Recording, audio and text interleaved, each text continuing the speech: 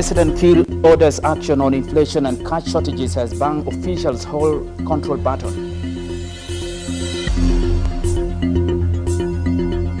South Sudan pledges democratic reforms at the ongoing African Union Summit in Ethiopian capital.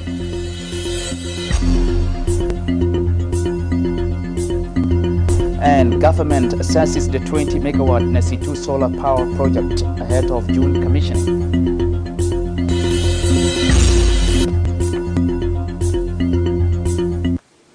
Hello and welcome to SSBC 1 p.m. News, coming to live in the national capital, Juba, with me, Abraham Aken. We thank you all for joining us. We begin this afternoon with President Kiir directing urgent action to address rising inflation and ongoing cash shortages as newly appointed senior officials at the Bank of South Sudan take oath of office amid efforts to restore stability and public confidence in the financial system. SSBC's Leandro Lotok reports.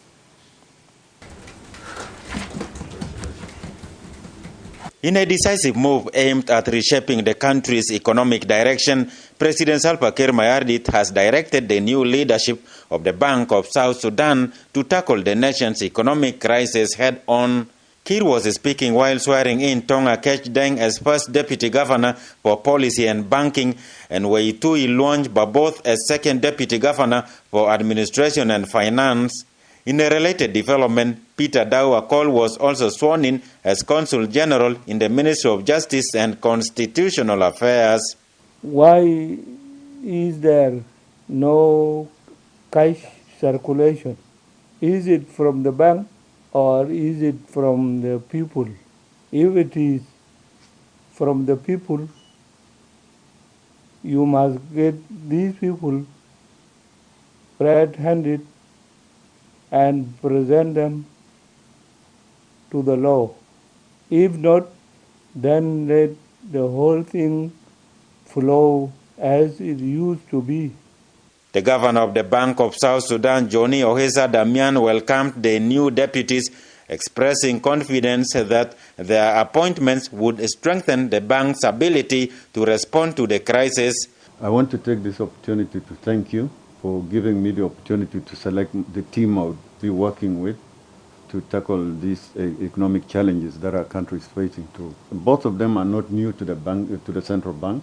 SPLM Secretary General Dr. Paul Kordit echoed the president's call, urging the new officials to act in unity and prioritize economic stabilization. Currently, we have cash crisis, you know it very well, and South Sudan's eyes will be on you. So this is a serious task that you have to undertake. Besides that, also, the banking sector has a big role to play in economic recovery, especially after the civil war, like our case, in development also. So when you stabilize the economy, banks should be able to give loans for people to have a small business and grow. And through microeconomy, a country can grow faster and be more stable.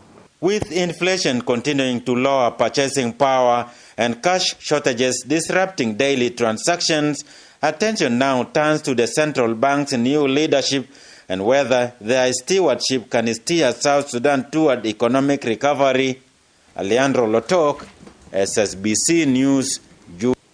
President Kiir has left Juba this morning for Addis Ababa to attend the 39th ordinary session of the African Union AU Heads of State and Government Summit.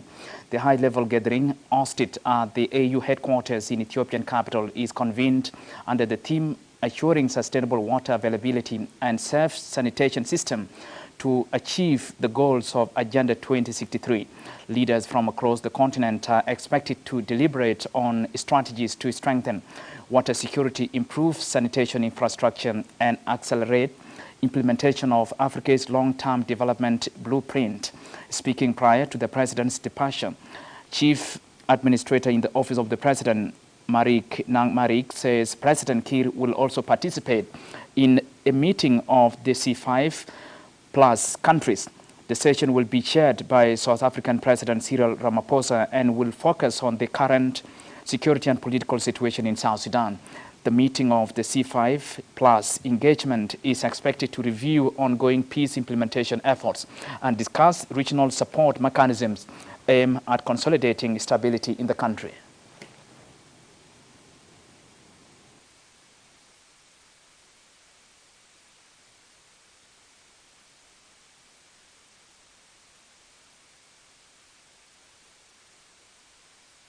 Today, His Excellency, the President, General Salva Kiir is traveling to Addis Ababa to attend the 39th ordinary session of the African Union. Then he is accompanied by high-level delegation. The session theme is ensuring sustainable water availability and safe sanitation system to achieve goals of the Agenda 2063. On site, His Excellency will also attend a C5 meeting chaired by His Excellency Cyril Ramaphosa, the President.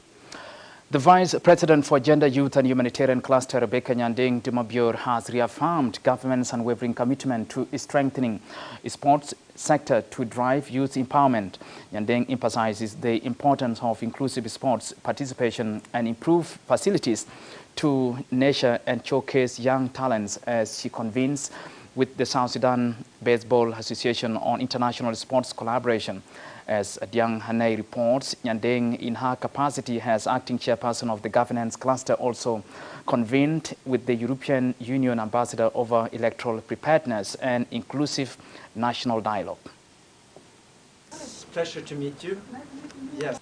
On Thursday, Vice President Rebecca Nyandeng, in her capacity as the acting chairperson of the governance cluster, engages in intensive discussions with the EU ambassador to South Sudan, Pile Enason, on progress in the implementation of peace agreement and preparations for the upcoming elections. Their discussions focused on fostering inclusive political dialogue among parties to address outstanding issues ahead of December elections. Ambassador Enason reaffirmed the European Union's readiness to continue its partnership with South Sudan, emphasizing the importance of collaboration and prioritizing life-saving support for vulnerable communities. We discussed the developments in this country generally, but also the latest problems and violence that we have seen in Jonglei in particular. I raised the issue of the Lankan hospital and the bombing of that facility and the consequences, the very severe consequences for people in that area without having access to healthcare. And I was promised that there would be further discussions on this issue and how to come forward with ideas on getting back health facilities and the operations of the humanitarian activities there. Separately, the South Sudan National Baseball Association briefed the Vice President on an international sports partnership following the signing of a memorandum of understanding between South Sudan and Japan to promote baseball development and youth exchange initiatives. Peter Daniel Deng says the partnership aims to foster discipline, integrity, and opportunities for young South Sudanese through sports. One of the things we discussed in our meeting is the opportunity for South Sudan players that they were able to travel to Tanzania in 2022 and play part of the Tanzania Caution Tournament. This trip was supported by the Japanese people, and it was able to bring us together as the people of South Sudan and Japan to share the love of baseball amongst our young people within Africa and South Sudan. So we're excited today that we have our fellow Japanese coming back to trace where baseball started in South Sudan and how this message could be shared with the Japanese people in Japan to let them know that the love of baseball and the growth of baseball is still going on strong, and we at the South Sudan Baseball and Softball Association cannot forget for the great effort that the Japanese has given us to make sure this sport is introduced in the country. Masayuki, Chief Executive Director in the office of INBI, Japan, noted that plans are underway to expand collaboration, including culture and digital storytelling initiatives to introduce South Sudan to wider Japanese audience. I was so inspired by the idea of people from different ethnic groups coming together through sports. The purpose of this project is to share South Sudanese culture and Mama Rebecca's message with Japanese audiences through social media. And also we would like to help build a stronger friendship between two countries. The Vice President commended the initiative, highlighting the historical connection between baseball and local communities, and reaffirmed the government's support for youth empowerment through sports. Reporting for SSBC News, Adjangane, Juba. Presidential Advisor on National Security Affairs Tudgalwak Manime urges state leaders to embrace collective responsibility in uniting communities and restoring social harmony as the country moves closer to general elections.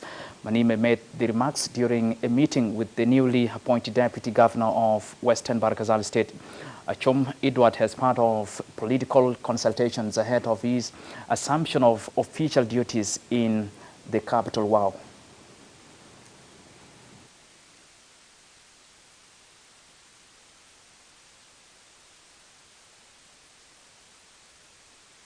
We have visited today to discuss the issue of security in Western Barkazal State.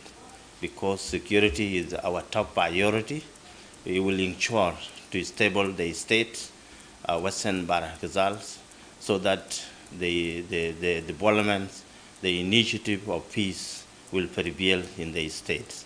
So we want the state to be stable, and we want the state to have peace and people of Western Barkazal to live in harmony.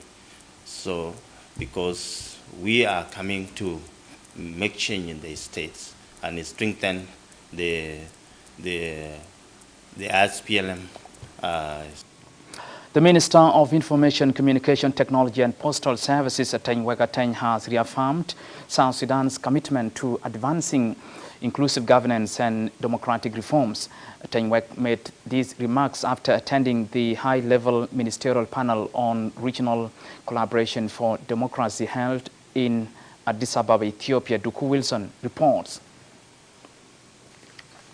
Of the African Union's Assembly of Heads of States and Governments. Under the theme, Making Democracy Deliver, Restoring Public Trust and Strengthening Institutional Resilience Through Regional Partnership in Africa, the summit brought together foreign affairs ministers from Nigeria, Mauritania, Sierra Leone and South Africa alongside senior UNDP officials. Discussions focused on challenges facing democracy in Africa and explored pathways to strengthen governance, development, and citizen participation. Speaking after the meeting, Minister Ateng said the panel held frank deliberations on obstacles to democratic progress, emphasizing that inclusive governance and sustainable development remain key pillars for democratic success. We just concluded a sidelined summit for the Making Democracy Deliver in Africa. There was a panel discussion that actually spoke length about why democracy in Africa sometimes is difficult to achieve, and that all the perspective of how Africans can embark on the process of democratization has been all discussed, and South Sudan future among African countries. He expressed optimism about South Sudan's democratic future and noted that the country benefited from the exchange of regional experiences. Everything was actually addressed, including the inclusivity in government and development. If the development is not done, these are the things that make democracy difficult to deliver. We benefit a lot. In Ethiopia here, I came head of delegation of South Sudan.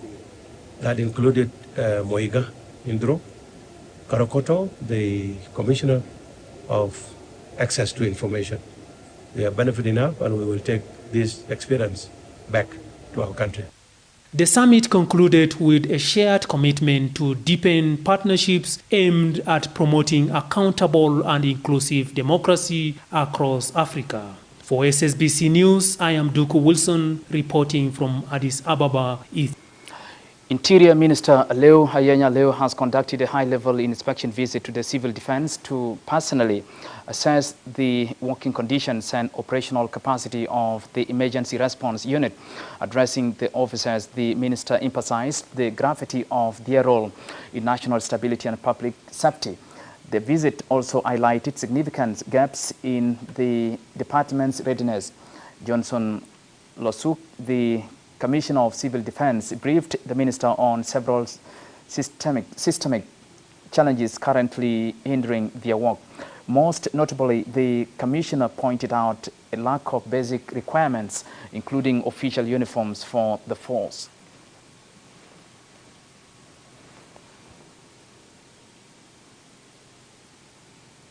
شغل بدايتهم بتخطيط إداري دفاع المدني تدافع المواطن كيف؟ تدافع المواطن بأنه يديكم عندكم حق تعمل توصية لحاجات قيام المواطن في أي مهمة. 5 6 7 سنة ميزانية بتاعت الدولة هنا ما شفنا نفسنا جوا عشان نقدر نجيب كاري. ما شفنا نفسنا جوا في ميزانية بتاع الدولة قبل 5 6 سنة عشان نجيب عربات بتاع مطاف.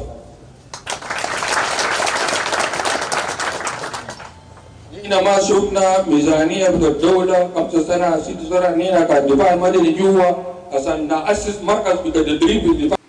The Minister of Finance and Planning, Dr. Bak Barnabe Cholbak, has begun implementing stronger financial measures, including nationwide enforcement of a digital tax collection system and expansion of the revenue base to seal loopholes affecting revenue collections across government institutions.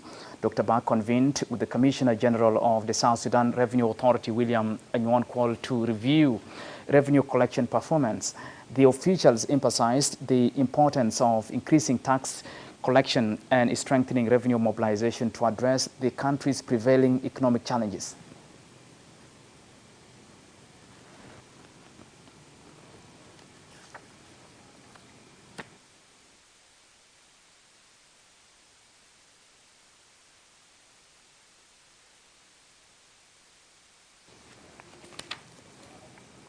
Now, in a major step to strengthen the country's energy infrastructure, the government has inspected the 20-megawatt Nesitu solar power project set for commissioning in June this year. The project, that includes a 35-megawatt battery storage system, has been under development since 2019 towards delivering affordable and reliable electricity to communities across the country, as SBC's Cholatak reports. Amid stalled national energy and dam projects that continue to disrupt economic and household activities due to unreliable power supply, the government is moving to revitalize the sector. Minister of Energy and Dams Agog Makurkur led a delegation comprising representatives from Trinity Company, the project operator, and officials from Al Suwaidi, the Egyptian firm implementing the project, to inspect the Nesitu solar power station and assess challenges delaying its completion. Minister Kur says once operational, the project will provide affordable electricity and expand access to areas long affected by power shortages. نحن في وزارة الكهرباء محتاجين بأسرع وقت أن يدخل الطاقة الشمسية في حيز التنفيذ وفي إطار الخطة القصيرة. المسؤولين من شركة ترينتي إنهم جاهزين لتشغيل هذه المحطة في فترة قد يكون أقصاها 4 أشهر. زلت المنطقة الكنترول، توقفت البطاطير، تأكدت إنه البطاطير بيشتغل 24 ساعة، وأيضا عرفت إنه الطاقة الموجودة هنا عبارة عن 37,744 اللي هو بيسموه للخلايا، في 37,744 خلية موجود هنا.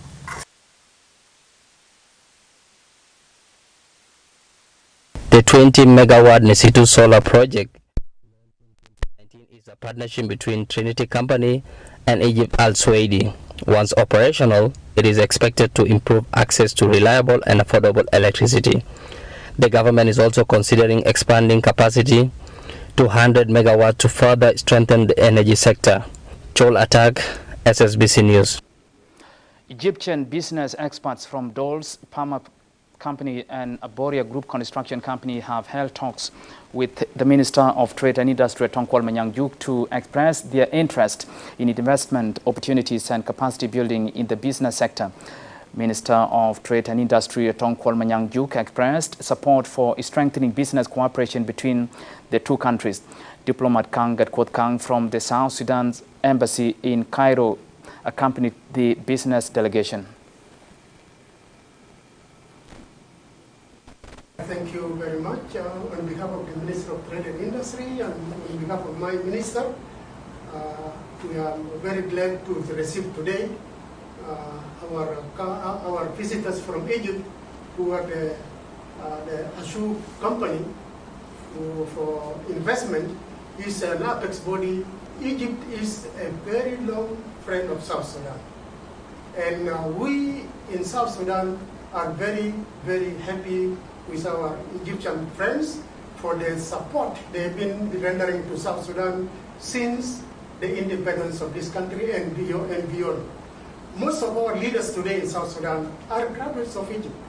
And even me, I'm one of them who was trained in Egypt. So we are very happy with our friends from Egypt. And our visit, this visit of today is very, very important because, as we know, South Sudan is endowed with a lot of resources. And this company is a group of companies who are specialized in so many fields of expertise.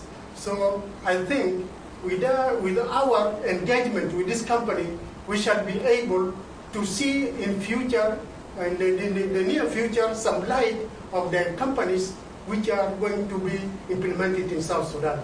They have offered a lot of opportunities which we have here in South Sudan for sure, and we hope if we go and make a lot of consultations about the companies which are available and what they can offer to South Sudan, I think we shall be able to benefit from South Sudan. On behalf of Ahmed Ashur Group, we are pleased to be here between our brothers and sisters in South Sudan. We came here and met the Honorable Minister of Trade and Industry to introduce our services that we can provide in your country. We believe that in Egypt and South Sudan we are normal extension for each other, so we came here to introduce our services. We are active in many fields, pharmaceutical industries, mining, steel container, and digital services, as well as another field of activities. Humanitarian authorities and the International Organization for Migration, IOM, have pledged to deepen humanitarian cooperation and coordination. This follows a meeting between the Minister of Humanitarian Affairs, Albino Kolatag, and IOM Chief of Mission in Juba on Wednesday.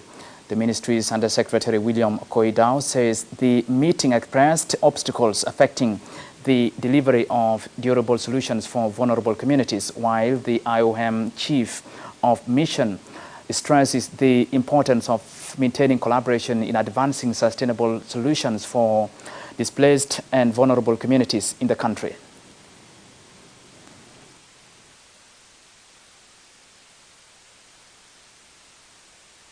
A number of fruitful items discussed.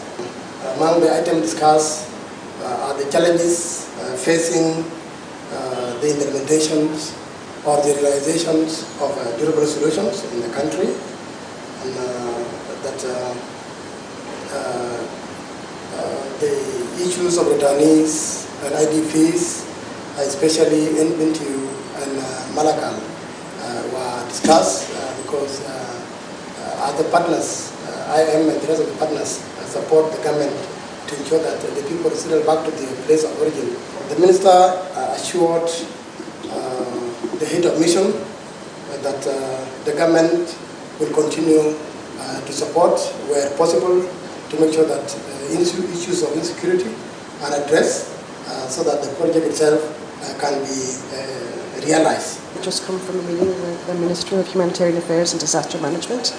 I am the JSR Chief of Mission of IOM. This meeting was an opportunity to talk about challenges facing humanitarian partners, and how to improve access and address the challenges for the most vulnerable who need life-saving assistance, but also to discuss how to protect efforts that focus on helping displaced people, communities that have been displaced for many years, continue rebuilding their life despite the current challenges, and to see what options are available so that people can live and rebuild their lives. On parliamentary activities, the Minister of Health, Sarah Equatorial, has appealed to the Parliamentary Committee on Health led by Majagalier to persuade the Ministry of Finance and Planning to increase ministry's budget to meet its national mandate. Sarah stresses a massive decline in medical services due to inadequate funds to facilitate medical programs across the country.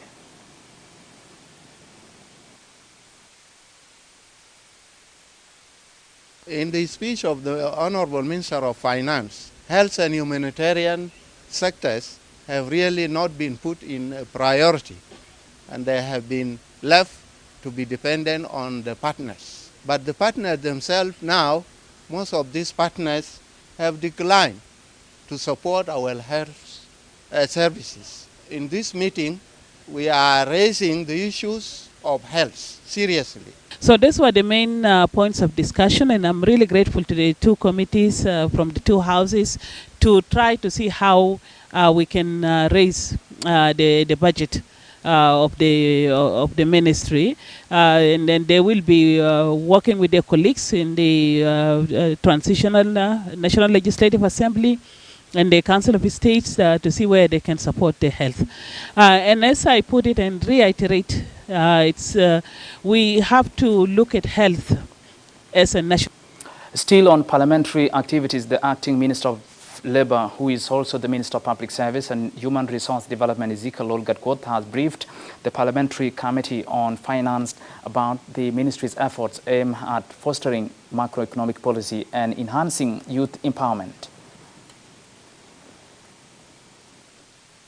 I was summoned by the subcommittee in the specialized committee of finance and economic planning. We came to brief them on how we are working on empowering youth and how we can actually capacitate our young people so that they can contribute to the growth of the economy of this country. We will be working very closely with honorable members of the Parliament to see how we can actually harmonize our plans and policies toward empowering our young people. This country belongs to our young people and all of us. We will work together to make sure that our youth are empowered so that they can contribute to the growth of the economy of this country. We have discussed a number of issues about the fiscal financial year budget, national budget of 2025-2026. We are concentrating on the youth employment, the employment of women, and the number of foreigners who are working in South Sudan, and how can our youth like the Toronto boys and others be empowered, or how they can be rehabilitated and capacitated, and how the vocational training schools within the 10 state and 3 administrative areas can be upgraded so that it can be able to absorb a number of our youth so that their capacity is built, so that they provide human resource for the nation. It was a conversation on how to engage our youth through youth empowerment scheme called YES, and we have asked the Honorable Minister and his team to go back and reflect and also be looking at the budget and try to see what resources could be allocated towards youth employment, because the objective of economic policy is full employment. And in South Sudan, our youth are not employed, some are underutilized or underemployed, and they become vulnerable to other factors which divert them to not to. As discussion on the 2025-2026 national budget continues at the Parliament, Roads and Bridges Minister Peter Lambot has complained about the inadequate budget allocated to the ministry, appealing to the Parliamentary Committee on Roads led by Catherine Noboi to engage the Ministry of Finance and planning to increase the budget to facilitate the resumption of the National Roads project. Today we came here to have a meeting with the Specialized Committee on Roads and Bridges or Infrastructure, and we discussed the issue of the budget for 2025 and 2026. We scrutinized the budget items that were presented, and we came to share our ideas with our committee. And it was an excellent meeting, and we have given our views. Hopefully the budget will be passed as it was presented. We in the Committee of Roads and Bridges, today we received the Minister to cross-check about the budget. We have few observations regarding the budget. There are few items that are left out, and it is the normal procedures that we normally do. But still, as the most important institution, the most important items in development of each country, we still need a lot to be allocated to the roads, even the one that is already allocated. If we only give it as a priority and give that specific allocation, we can do priority roads that can help the country to improve. Still to come, the Minister of Agriculture and Food Security, Hussein Abdalbagi Akola, has reaffirmed government's commitment to supporting agricultural development projects nationwide. We will have that story right here after a short break. Please do stay with us.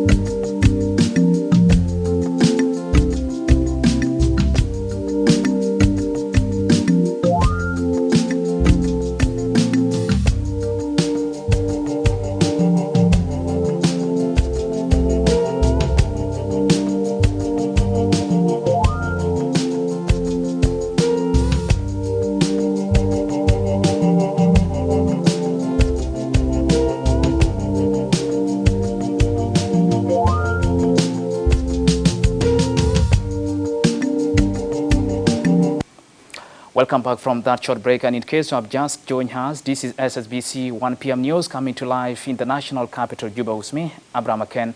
Now, Agriculture Minister Hussein Abdalbagi Akola has reaffirmed government's commitment to supporting agricultural development projects nationwide. Hussein issued the statement following his meeting with the Western Equatorial State Minister of Agriculture and Food Security, Nagomoro Brigade, focusing on strategies to implement key agricultural projects aimed at boosting, strengthening food security in the state. The Undersecretary for Cooperatives and Rural Developments at the National Ministry of Agriculture and Food Security, Anthony Majak Achuoth, emphasized the importance of empowering farmers, promote cooperatives, and enhance rural development.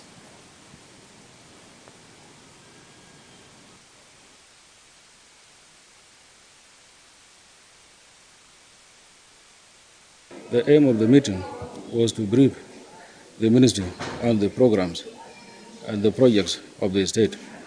The Honorable Minister has presented most of the projects that will be carried out in Western Equatorial State, and the National Ministry has pledged to support the project as we are in the farming season. Also, Honorable Minister of Agriculture has said Western Equatorial State is the state that farming season will be launched in the next month of March. All the projects of the ministry will be carried out there. Also, it is good that we have heard from the Honorable Minister that there is a land, because we are planning, as it was announced 2 days ago, that there will be a conference.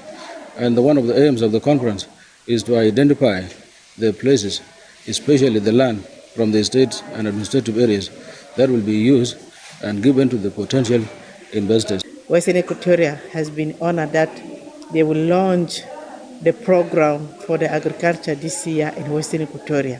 We are happy and we are honored.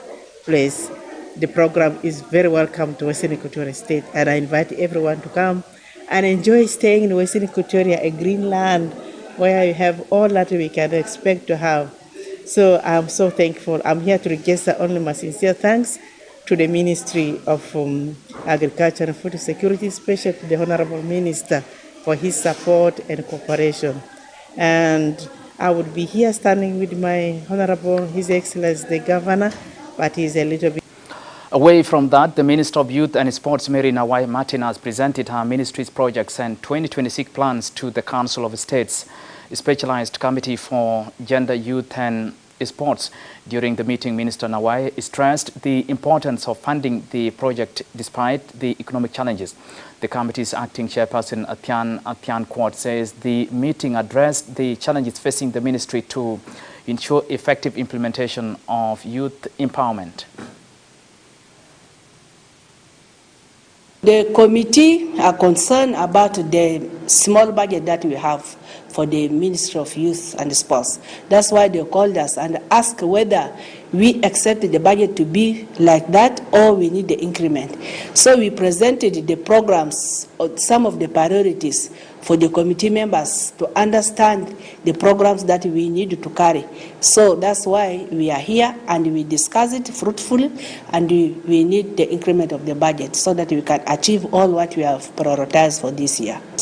Council of State concerning the allocation resources to the Ministry of Youth and Sport, meaning that we need to support the youth from the state, county, PAM, meaning that we call the Ministry of Youth and Sport to support the youth in the ministry, in the whole level, from the PAM, Bumba and state activities. So also highlight the Ministry of Finance to pay the Ministry of Youth and Sport to run and support the youth, and even the youth in the IDP and the youth of the camps to come and... In a diplomatic engagement, the Deputy Minister of Foreign Affairs and International Cooperation, Akwe Bonamalwal, engages in diplomatic talks with the U.S. Ambassador Michael J. Adler. The meeting centered on strengthening bilateral relations and advancing mutual interest between the two countries. The discussions also addressed mechanisms for managing the return of South Sudanese nationals deported from the United States. The ministry's spokesman, Thomas Kenneth, says both officials reaffirmed their commitment to sustained diplomatic engagement.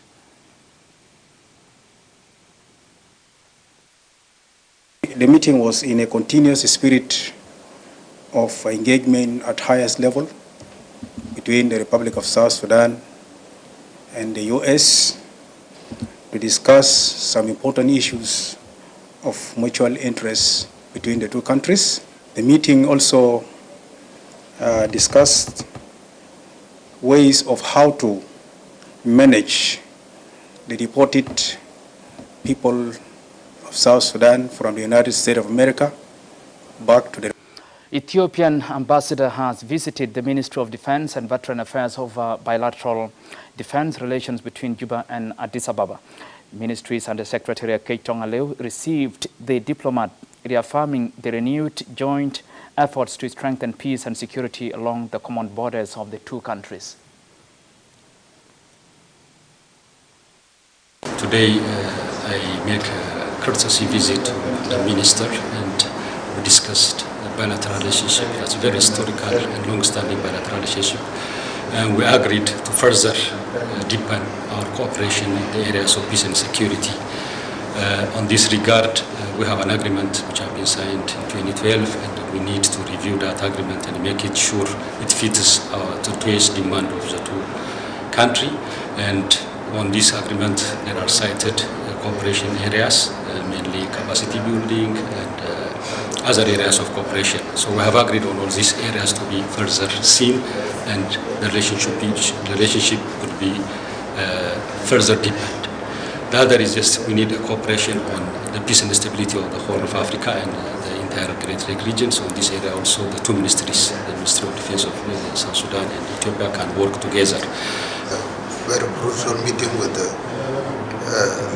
Ambassador of Ethiopia to revise all the agreement that was signed between the Ethiopia and Ministry of Defense, and we agreed that all the agreements should be revised, and then we will continue to cooperate with Ethiopia. And then we agreed also to have a very crucial cooperation on the border issues, and then we change any information that we have, and then the same thing also from the Ethiopia. So we are happy to receive him in our office, and then we agree also to have anything that. Well, that's all what we have for you this hour. From me, Abraham McKenna, and the whole team here in our headquarters. Thank you all for watching. Bye-bye.